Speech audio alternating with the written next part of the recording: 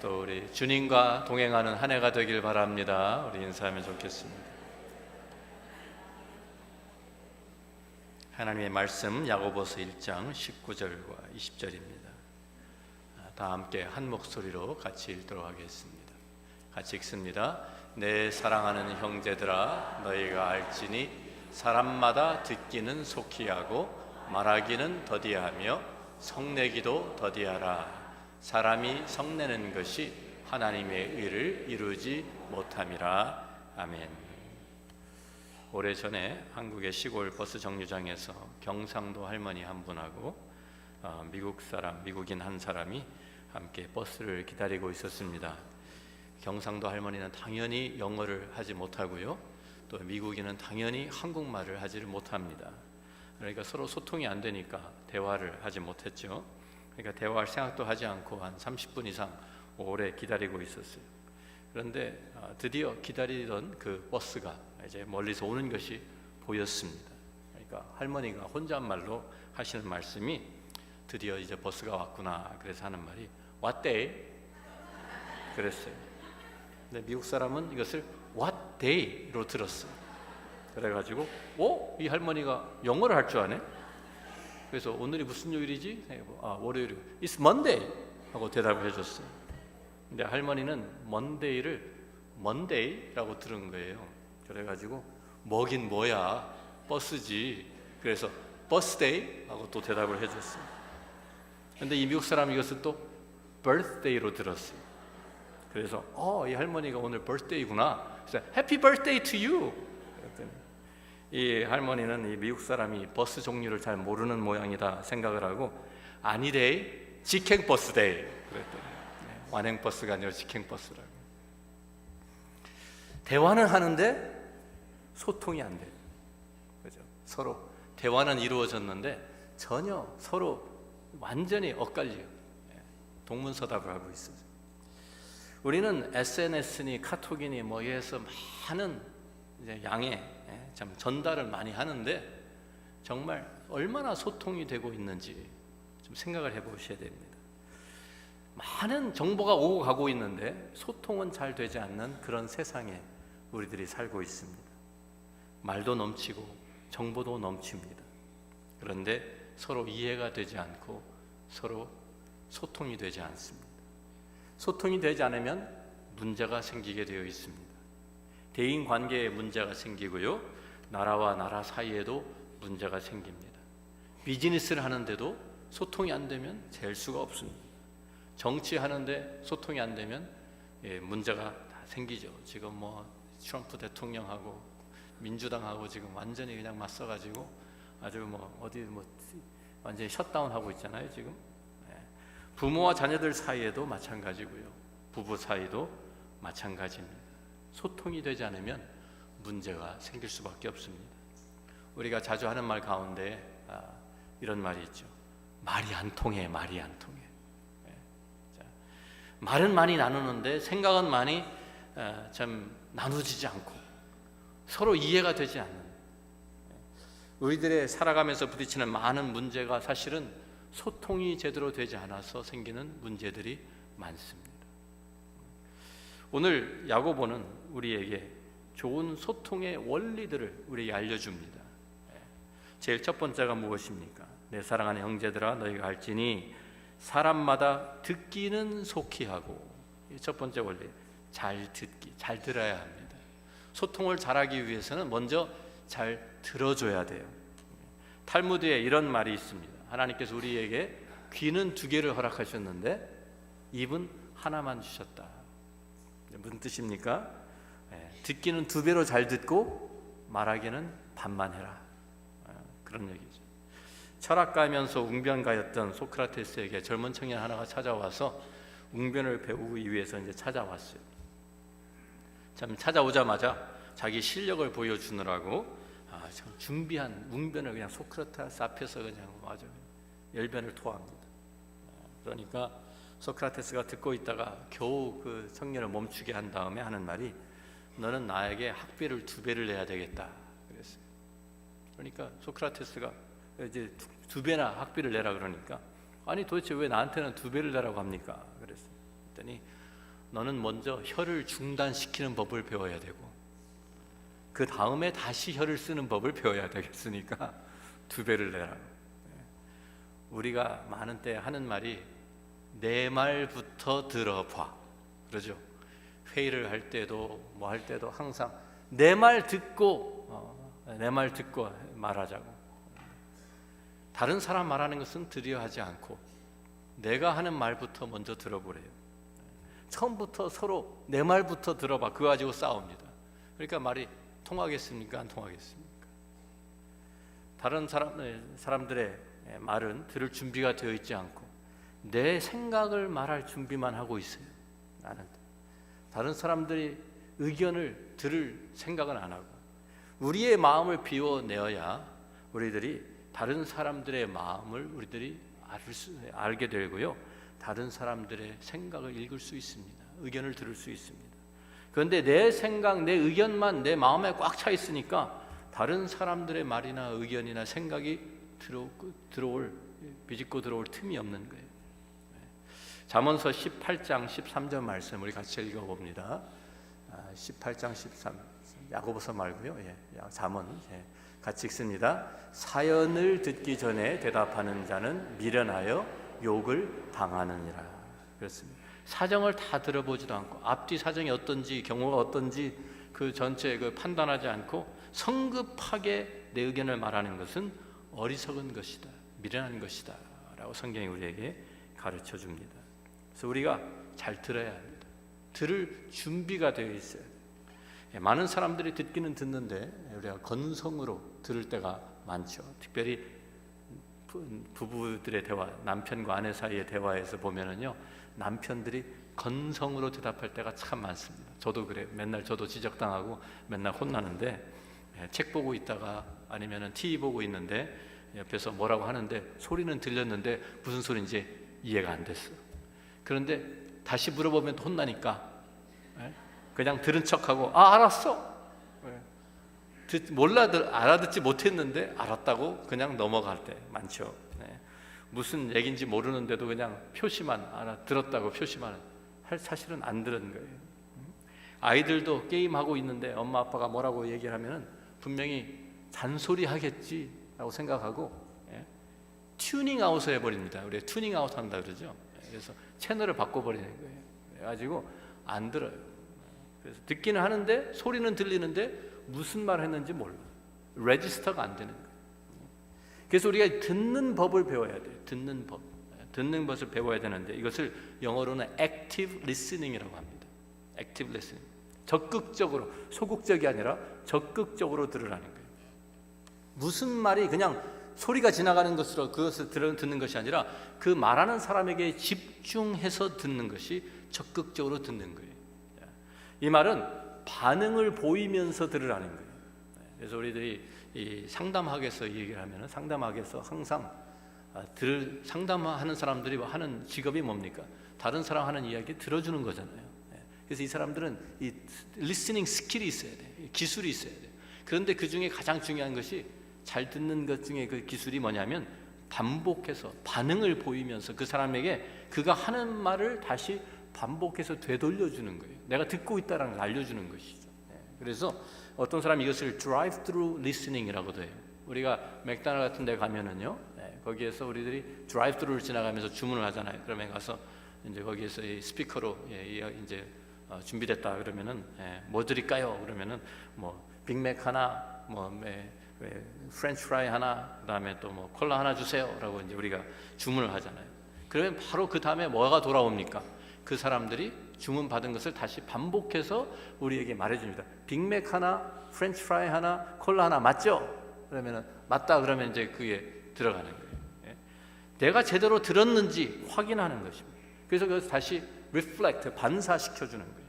그래서 참 질문을 하면서 듣는 것이 좋은 거예요. 그래서 또 수긍하면서 들어주는 거예요. 내가 듣긴 들었는데 이게 무슨 뜻인지 확실하게 하기 위해서 이렇게 내가 들었는데 그게 맞느냐라고 그런 식으로 참 뜻을 확인해서 질문하면서 반응을 보이면서 또 계속 그 사람들에게 그렇고 이것을 확인하는.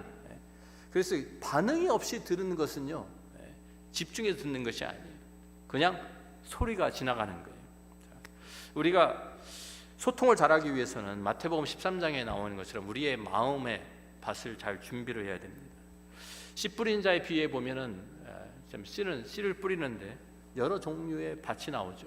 그래서 어떤 씨는 길가에 떨어지고, 어떤 씨는 아주 많은 돌밭에 떨어지고, 어떤 씨는 가시 덤불이 자라는 그곳에 떨어지고, 좋은 땅에 떨어지는 것만 결실한다라고 주님이 말씀하셨어요. 그러면서 주님이 귀 있는 자는 들을지어다라는 말씀을 많이 하세요. 복음서에 귀 있는 자, 귀 없는 사람이 어디 있어요? 다 귀가 있지. 그런데 무슨 말이에요? 액티브 리스닝을 하라는 거예요. 하나님 말씀에 귀를 기울이라는 거예요. 액티브 리스닝. 하나님과도 소통이 되기 위해서는 우리가 하나님의 말씀에 들을 준비가 되어 있어야 됩니다. 하나님의 말씀을 듣기 위해서 우리가 들을 준비를 하고 나와야 돼요. 그냥 주일 예배에 그냥 나오시면 안 돼요. 우리가 하나님 말씀을 사모하고 하나님 말씀을 액티브하게 아주 우리들이 집중해서 들을 준비를 하시고 오셔야 돼요. 그래서 여러분들이 주일날 오시기 전에 토요일날 밤에 너무 많은 액티비티를 하시면 안 되는 거예요. 저도 그래서 되도록 토요일날 저녁은 제가 약속도 잡지 않고 되도록이면 아무것도 안 합니다. 왜? 준비를 하기 위해서. 그렇죠? 우리들이 몸이 피곤하고 그러면은 액티브 리스닝이 안 되잖아요. 우리 하나님의 앞에 예배 드리기 위해서 준비하셔야 되는 거죠. 예배 준비를 우리가 하는 것처럼 우리 다른 사람과 대화할 때도 우리가 준비하면서, 우리 마음에 준비하면서, 들을 준비하면서 해야 되는 것이죠. 우리가 예배 드리면서 다른 생각으로 가득 차 있으면 우리 하나님 말씀이 들어올까요? 안 들어옵니다. 우리 걱정하고 근심거리, 아니면 TV 드라마 어떻게 진행되고 있는지 그런 생각하고 있으면 안 되죠. 자, 우리 안에 하나님의 마음, 하나님의 그 말씀을 담을 준비가 되어 있는 것처럼 해야 되는 것처럼 우리가 항상 다른 사람과 대화할 때도 액티브 리스닝이 필요하다는 것이죠. 에릭 와이언 마이어이라는 사람이 있었어요. 이 사람이 이제 유명한 사람인데 왜 유명하냐면 2001년도 5월 25일 날 에베레스트 산에 등정에 성공한 사람입니다. 그래서 얼마나 참 많은 사람들이 에베레스트 산에 올라가느냐면 수많은 사람들이 이제 그 도전을 하는데요. 이것이 굉장히 날씨에도 변덕스럽고 아주 모든 것이 잘 갖춰져야 되고요. 그래서 이 산소도 희박하고 그래가지고 준비를 잘하고 가야 되는데 100명이 예를 들어서 100명이 내가 한번 도전해 보겠다 하면 90명은 도중에 사체하고 낙오를 한다고 합니다. 그러니까 엄청 어려운 거예요. 모든 것이 다 잘 돼야 돼요. 그래서 단 10명, 100명 중에 10%만 등정에 이제 성공하고 돌아오는데 이 사람이 특별한 이유가 있어요. 이 사람이 왜 특별하냐면 장님이에요. 장님인데 에베레스트 산 꼭대기까지 등정하고 그 꼭대기 올라갔다 내려온 사람이에요. 이 사람이 어떻게 그것이 가능했을까요? 다른 비결이 없어요. 잘 들은 거예요. 눈이 안 보이니까 옆에 가는 사람이 계속 해주는 그 말소리 따라서 한 걸음 한 걸음 한 걸음 올라가다 보니까 에베레스트 산 꼭대기까지 올라간 거예요. 자, 잘 들어야 성공합니다. 우리 부모님들이 자녀들한테 하는 말이 뭡니까? 부모님 말씀 잘 들어야 너 성공한다, 너 잘 된다. 그렇죠? 하나님 말씀을 잘 들어야 되고요, 부모님 말씀을 잘 들어야 성공합니다. 제 아내는 항상 저한테 아내 말 잘 들어야 남편이 성공한다, 그런 말도 합니다. 자, 첫 번째 소통의 원리가 뭐예요? 잘 듣기, active listening, 잘 듣기. 두 번째는 무엇입니까? 말하기는 더디하며. 두 번째 비결이 말을 잘 골라 해야 돼요. 더디하다는 것이 천천히 하라는 말이 아니에요. 말하기를 더디하라는 것.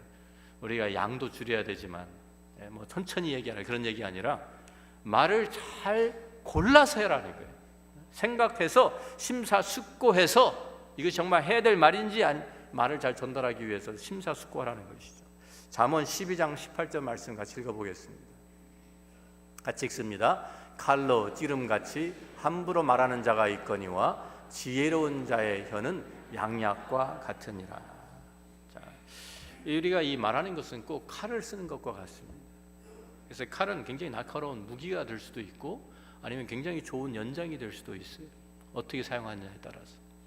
그래서 이 칼로 사람들을 죽이고 해를 입힐 수도 있고 아니면 그 칼을 가지고 참 맛있는 요리를 만들어서 사람들에게 즐겁게 줄 수도 있고, 마찬가지로 우리 혀를 잘못 쓰면 다른 사람에게 아주 그냥 큰 상처를 줄 수도 있고, 이 혀를, 우리의 말을 잘 쓰면 양약과 같이 다른 사람에게 좋은 약과 같이 치유하고 그 사람을 위로하는 그러한 도구도 될 수 있다라는 성경의 잠언의 내용입니다.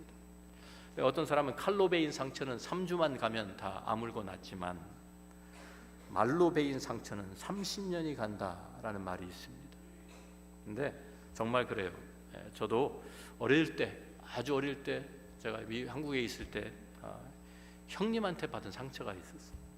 우리 큰형님이, 제가 우리 한국에서는 한 방에서 다 자잖아요. 다 한 방에서 다 이불 펴고 자는데 저하고 제 바로 위에 형님이 같이 누워서 이제 잠에 이제 자려고 누웠는데, 우리는 아직 잠이 안 들었어요. 잠이 안 들었는데 우리 바로 옆에 있는 형님은 잠이 들었는지 모르겠어요. 그리고 제 어머니는 아직도 이제 주무시지 않고 계셨는데 우리 큰형님이 늦게 들어왔어. 큰형님이 늦게 들어와서 하는, 우리는 사형제예요. 그런데 이제 둘째 형님은 서울에서 공부하고 있고, 큰형님이 들어오셔가지고 이제 하는 말이, 옆에 앉아서 이런 얘기 저런 얘기 하다가 난 이제 자는 척하고 듣고 있는 거예요. 다. 그런데 우리 얘기를 하는 거예요.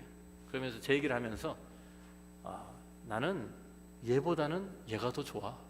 그러시는. 그러니까 무슨 얘기냐면 나보다 우리 셋째 형이 더 좋대. 바로 위에 형님. 그 말을 딱 듣는 순간 제 마음속에 얼마나 큰 상처가 되었는지, 제가 속으로 그랬어요. 나도 더 싫어. 이제부터 나도 큰형 싫고 둘째 형이 좋아. 그런데 그 상처가 정말 한 30년 가더라니까요. 그래서 속으로 맨날 두고 보자, 어디 두고 보자 이러면서 살았어. 자, 우리 특별히 자녀들에게 상처 주는 말 삼가해야 합니다. 자녀들 서로 비교하는, 이게 굉장히 큰 상처가 됩니다. 자녀들한테 그 말 한마디 때문에 아이들이, 정말 잘 할 수 있는 아이들이 좌절하고 낙심하고 낭망하는지 모릅니다. 잠언 13장 3절 말씀에 입을 지키는 자는 자기의 생명을 보존하나 입술을 크게 벌리는 자에게는 멸망이 오느니라. 말을 함부로 많이 하면은 꼭 문제가 생긴다, 그 말입니다. 한국말에도 또 반대로 이런 속담이 있죠. 말 한마디에 뭘 갚아요? 천냥빚을 갚습니다.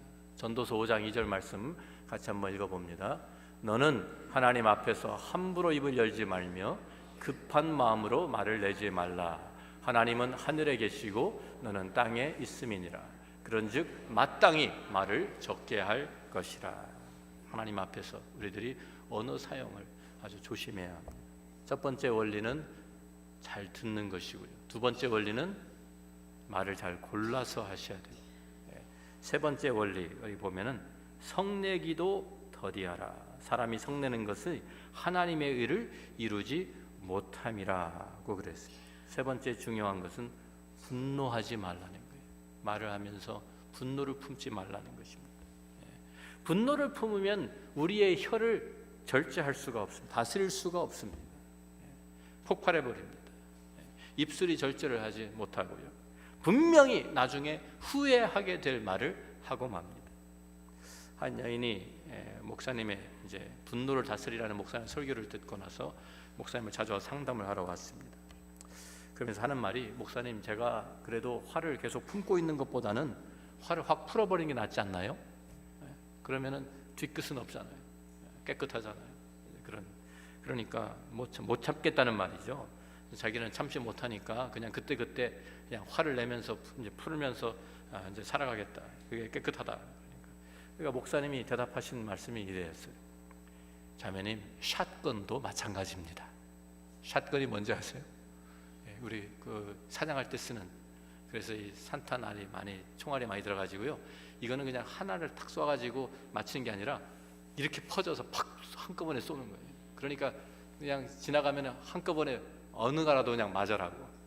이 샷건이 한꺼번에 막 40발, 50발이 막 나가요. 샷건 같이 빵 터지면은요, 기분은 좋죠. 그런데 다시 주워 담을 수가 없습니다. 이미 해가 한번 입혀지면, 상처를 입히면 그 다음에 그것을 되돌릴 수가 없습니다. 분노를 품고 말을 하는 것은 샷건을 쏘는 것과 마찬가지입니다. 미국 대통령이었던 토마스 제퍼슨, 이 사람이 한 말 중에 하나가 화가 나면 말을 하기 전까지 열을 세라. 카운트 10. 그런데 진짜 못 참겠으면, 정말 너무 화가 나면 100까지 세라. 10배는 참아라 하는 말이죠. 자, 성경도 우리의 분노를 품는 것이 얼마나 많은 실수를 가져오는 우리에게 말씀해 줍니다. 잠언 14장 17절 말씀 보니까 노하기를 속히하는 자는 어리석은 일을 행하고 악한 계교를 꾀하는 자는 미움을 받느니라. 화가 났을 때 일을 벌리고 결정하는 것은 분명히 어리석은 결정이 되고 맙니다. 잠언 14장 29절 말씀도 또 반대로 노하기를 더디하는 자는 크게 명철하여도 마음이 조급한 자는 어리석음을 나타내느니라. 우리가 참 많은 때에 많은 사람들이 화를 내면서 나는 그래도 자기 좀 솔직한 것이라고, 감추지 않고 솔직한 것이라고 표현한 사람들이 있는데, 자기 자신에게는 기분이 좋겠지만 솔직하고 풀어버리니까 다른 사람들에게는 많은 해가 돌아가고 상처 입는 것을 생각하지를 않습니다. 너무 이기적인, 자기중심적인 생각입니다. 우리들이 잠언 15장 18절 말씀은 같이 한번 읽어보면 좋겠습니다. 분을 쉽게 내는 자는 다툼을 일으켜도 노하기를 더디하는 자는 시비를 그치게 하느니라. 분노가 일어나면 다툼이 일어나게 되어 있습니다. 집안에서도 부부싸움이나 자녀들과의 문제가 생기는 거 보면은요, 자, 심각한 것은 별로 없습니다, 사실. 그런데 조그만한 일 때문에 화를 내고 그 화가 때문에 화가 쌓여가지고 폭발하기 시작하면 아무것도 아닐 가지고 큰 싸움이 됩니다. 얼마나 많은 것 때문에, 사실 보면 작은 분노 때문에 그것이 참 많은 사람들을 다치게 하는지 몰라요. 학교에서 자기가 좀 왕따 당했다고 집에 있는 총 가지고 가서 자기 친구들 쏴 죽이는 총기 사고도 아주 빈번히 미국 안에서 일어납니다. 직장에서도 동료들이 자기를 무시했다고 화가 나서 집에 와서 총을 가져다가 동료들 무차별하게 사살해 죽이는, 그래서 특별히 포스트 오피스에서 많이 일어난다고 해가지고 포스터, 고잉 포스터이라고 확 돌아가지고 이런 일을 벌리는 것을 고잉 포스터라는 말이 생길 정도로 이런 문제가 많습니다. 사실 따져보면 별거 아니에요. 간단한 아주 사소한 것이었어요. 앞에 운전하는데 누가 잠깐 껴들었다고 그거 좀 양보해주면 되는데 그냥 그 화가 나가지고 빵빵거리면서 쫓아가면서 막 위협하고 나중에는 총까지 꺼내 막 쏘고 이러다가 총기 사고도 일어나잖아요. 집에서도 마찬가지입니다. 사실 작은 것. 그래서 아이들이 뭐 밀크 좀 쏟았다고 막 엄마가 화를 내고, 강아지 밥 안 주었다고 부부가 서로 화를 내고 싸우고, 저녁 준비 늦었다고 상 뒤집어 버리고 나가고 뭐 이러면서 이런저런 스트레스를 우리가 쌓이는데, 그것이 사실은 다른 데서 쌓인 스트레스를 가지고 집에 와서 가장 가까운 사람한테, 가장 쉬운 상대한테 이것을 폭발하는 거예요. 우리가 한번 생각해 보세요. 내가 화를 자주 낸다, 내가 자주 내는 걸 생각하신다고 하면 내가 왜 화를 내나 한번 생각해 보세요. 그리고 많은 때에 화를 내는 사람은요, 자격지심 때문에 그런 경우도 많고요, 자기가 무시당했다고 생각하고 자기 셀프 이미지가 안 좋을 때가 많습니다. 내가 무시당하고 있다 느끼고 내가 열등감을 가지고 있고, 그럴 때 또 내가 잘 모르는데 다른 사람과 대화하다가 그것이 참 그것을 커버업하기 위해서 우리가 화를 내면서 그냥 그것을 그렇게 덮어버리려고 하는 때도 많이 있습니다. 그래서 우리가 우리 분노를 다스리는 법을 배워야 됩니다. 우리 안에 분노가 쌓이면은요, 언젠가는 터지게 되어 있습니다. 한번 폭발하면 나도 다치고 다른 사람도 다치고, 자, 그러니까 이것이 터지기 전에 그 뇌관을 뽑아내야 돼요. 근데 참 이 세상적인 해결 방법은 뭡니까? 이제 이런 분노가 쌓이면 너랑 나랑 우리 오늘 한번 붙자. 그래가지고 한번 우리 제대로 한번 붙어서 싸우고 그냥 해결하자. 그래서 오늘 이거 끝내자, 이거 너하고 나하고 한번 해보자. 이런 게 보통 이제 세상 방법 아닙니까? 그러면 다치게 되어 있습니다, 서로. 성경적인 방법은 무엇입니까? 용서하는 것입니다. 용서하는 것. 잘못한 것을 용서해 주는 거예요. 우리 마태복음 18장 35절 말씀을 보면은요, 너희가 각각 마음으로부터 형제를 용서하지 아니하면 나의 하늘 아버지께서 너에게 이와 같이 하시리라 하면서 하나님께서 우리 용서하신 것처럼 우리 용서라고 우리에게 말씀해 주죠. 에베소 4장 26절 27절 말씀을 한번 같이 읽어보겠습니다. 에베소 4장입니다. 분을 내어도 죄를 짓지 말며 해가 지도록 분을 품지 말고 27절 마귀에게 틈을 주지 말라 그랬어요. 자, 우리가 분을 내어도 죄를 짓지 말고 해가 지도록 분을 품고 있지 말라. 분노를 너무 오래 품고 있지 말라는 거예요. 왜? 우리가 분노를 품고 있으면 우리가 마귀에게 틈을 주는 것이 돼요. 우리의 분노를 품고 있으면 마귀의 속삭임에 우리가 넘어가기가 쉽습니다. 마귀가 그것을 통해서 그 사이를 좀 비집고 들어와서 사람들을 서로 이간질시키고 우리와 하나님과의 관계를 깨지게 만듭니다. 그래서 관계가 깨지게 만드는 이러한 것을 이제 마귀가 하는 일이기 때문에 분을 내어도 죄를 짓지 말고 해가 지도록 분을 품지 말라. 분을 품으면 여러분 건강에도 안 좋습니다. 혈압이 올라갑니다. 혈압 많이 올라가면 여러 가지 스트레스 쌓이고요, 여러 가지 문제, 병이 많이 생깁니다. 그래서 용서하는 것이 가장 좋은 방법이에요. 에베소 4장 31절 32절 말씀 같이 읽습니다. 너희는 모든 악독과 노함과 분냄과 떠드는 것과 비방하는 것을 모든 악의와 함께 버리고 서로 친절하게 하며 불쌍히 여기며 서로 용서하기를 하나님이 그리스도 안에서 너희를 용서하심과 같이 하라. 우리가 다 서로 실수가 많은 사람들이잖아요. 다 실수합니다. 다 문제가 있습니다. 그것을 우리들이 서로 이해하고 서로 품어주고 서로 용서하는 그것이 가장 좋은 방법이라고 성경이 우리에게 말씀해 줍니다. 특별히 우리들은 이 세상에서 예수 그리스도를 증거하는 하나님의 사람들이에요. 복음을 증거하는 사람들이에요. 그렇기 때문에 우리가 이 복음을 통해서 예수 그리스도를 소개하는 사람들이기 때문에, 그래서 이 복음을 통해서 세상을 변화시키고 땅에 하나님 나라를 세우는 하나님 나라의 일꾼들로 우리가 부르심을 받았기 때문에 소통을 잘해야 되는 거예요. 소통.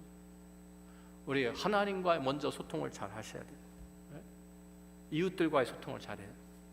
우리 새해 우리가 우리 새해가 되면 항상 우리 성경 통독 시작하시죠. 많이 성경 통독표 이번에 우리가 준비를 못했나요?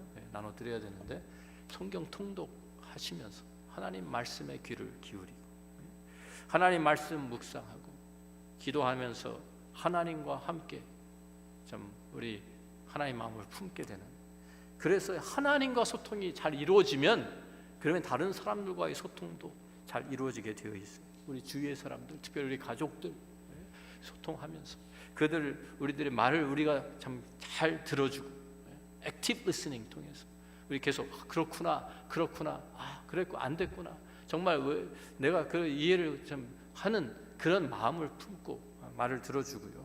그리고 서로 우리의 말을 잘 좀 칼같이 사용하는 것이 아니라 칼로 참 베는 상처 주는 그런 말이 아니라 위로하고 격려하고 세워주는 그런 말을 우리가 해야 되는 것이죠.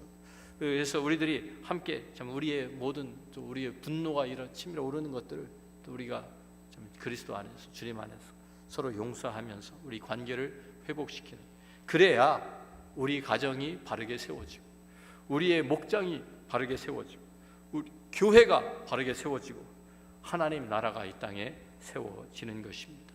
세상을 변화시키는 그 하나님의 능력이 올해 우리 교회를 통해서 우리 성도들을 통해서 하나님 앞에서 정말 아름다운 언어 사용을 통해서 이루어지게 되기를 주의 이름으로 축원합니다. 기도하겠습니다. 우리가 이제 곧 성찬을에 우리 함께 참여하게 될 텐데요. 오늘 새해 첫 주일입니다. 우리 하나님 앞에 우리 함께 헌신하면서 자, 먼저 하나님과 소통하는 것을 우리들이 우선순위로 삼으시기를 바랍니다. 이 한 해 동안 하나님과 내가 소통하면서 하나님 말씀에 귀를 기울여 듣겠습니다. 우리가 하나님 말씀을 내 마음에 담아두겠습니다. 하나님의 말씀을 따라 살아가는 것이 가장 중요한 것입니다.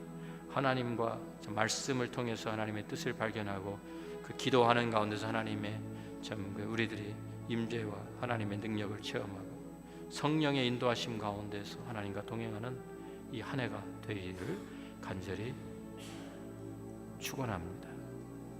우리 주위에 있는 사람들, 특별히 우리 가까운 우리 가족들부터 시작해서 우리 같은 목장에 있는 사람들, 우리 같은 교회에서 함께 일하는 우리 동역자들, 서로 우리들이 귀를 기울여주고 그들의 마음을 헤아려주고 함께 우리들이 하나님의 나라를 세워가는 이 일에 우리들이 집중하면 좋겠습니다.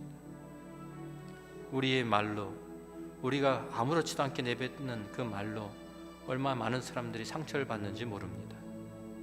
나는 다른 사람에게 내가 상처받았다는 것은 많이 이야기하지만 내가 다른 사람들이 얼마나 상처 주고 있는가 생각해 보셨습니까?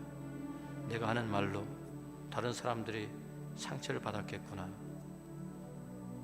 이걸 헤아리지 못하면 우리들의 관계가 회복되지 않고요, 우리의 소통이 제대로 되지가 않습니다. 서로 격려하고 위로하고 세워주는 그러한 말을 하십시오. 우리들이 하나님 앞에서 우리의 정말 듣기는 속히 하고 잘 듣고 말하기는 더디하고 말을 잘, 언어 사용을 잘 골라서 하고 성내기도 더디라. 분노를 품고 대화를 하지 마십시오. 우리 함께 하나님 앞에 오늘 우리들이 참 성찬을 하는데 하나님께서도 우리에게 말씀이 육신이 되어 이 땅에 오셨어요. 소통하신 거예요. 우리의 레벨로 오셔서 우리의 처지를 이해하시고 우리를 품어주신 거예요. 그것이 성찬이에요. 하나님께서 아들을 이 땅에 보내셔 그 아들 통해서 우리를 용서하시고 우리를 새롭게 하시고 우리에게 새 생명 허락하신 것입니다.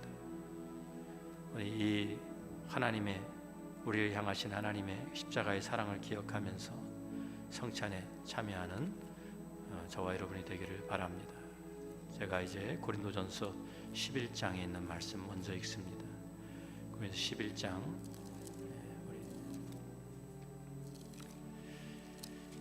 들으십시오.